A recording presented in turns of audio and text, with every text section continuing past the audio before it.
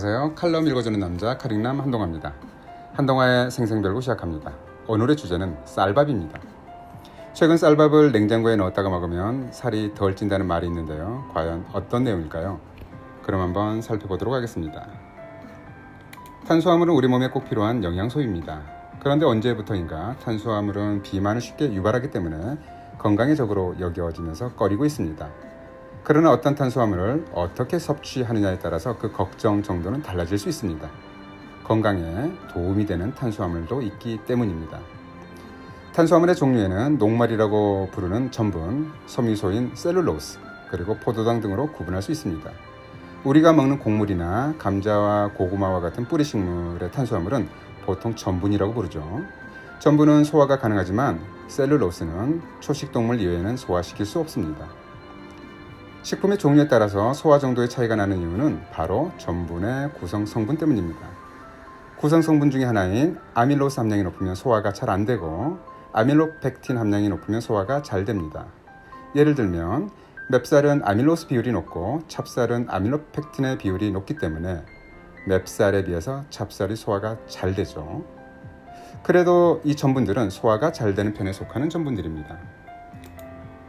전분 중에는 소화가 잘 안 되는 전분이 있습니다. 바로 저항성 전분입니다. 저항성 전분은 탄수화물의 변화된 구조 형태로 일종의 섬유소처럼 작용하기 때문에 위에서 소화되지 않고 바로 장까지 내려갑니다. 따라서 살을 덜 찌게 하기 때문에 최근 다이어트에 많이 활용되고 있습니다.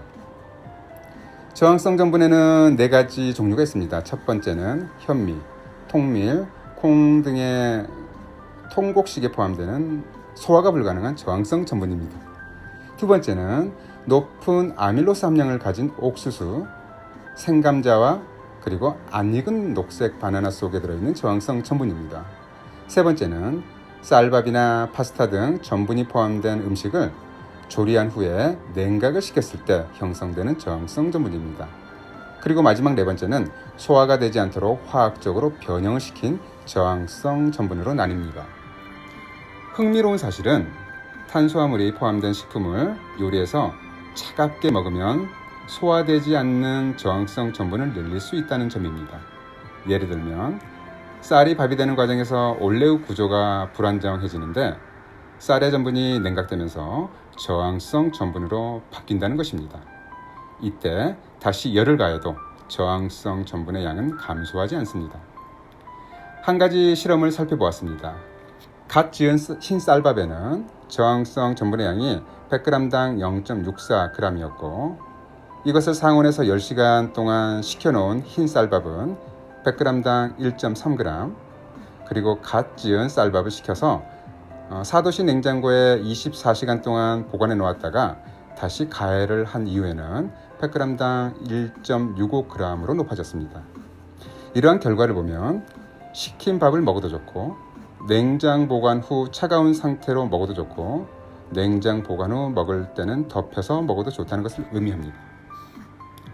어찌 보면 과거 어머니들이 찬밥을 찬물에 말아 드시는 것 자체가 다이어트 식단이었던 것 같습니다.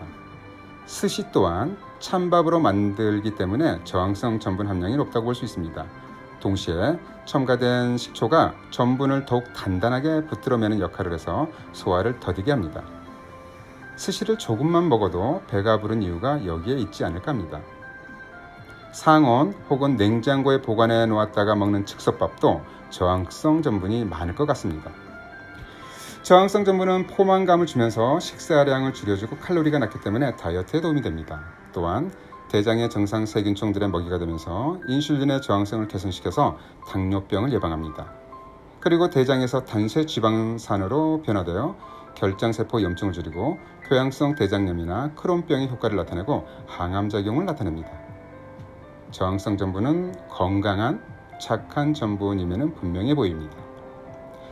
그러나 저항성 전분은 밥을 냉장고에 넣어 두어야만 생기는 것이 아니라 일상의 식품에도 풍부합니다. 시간적 여유가 된다면 저항성 전분이 풍부한 밥을 만들어 먹어도 좋겠습니다. 만약 그렇지 못하다면 콩이나 현미를 넣은 잡곡밥을 지어 먹어도 좋습니다. 쌀밥이 아니라 전분이 많은 떡을 냉장고에 넣어 두었다가 먹어도 좋겠습니다. 탄수화물은 어떻게 먹느냐에 따라서 독이 되기도 하고 약이 되는 것 같습니다. 잘 들어보셨죠? 그럼 오늘의 한동화의 생생별곡 마치도록 하겠습니다. 오늘도 청취해주신 여러분들께 감사드립니다.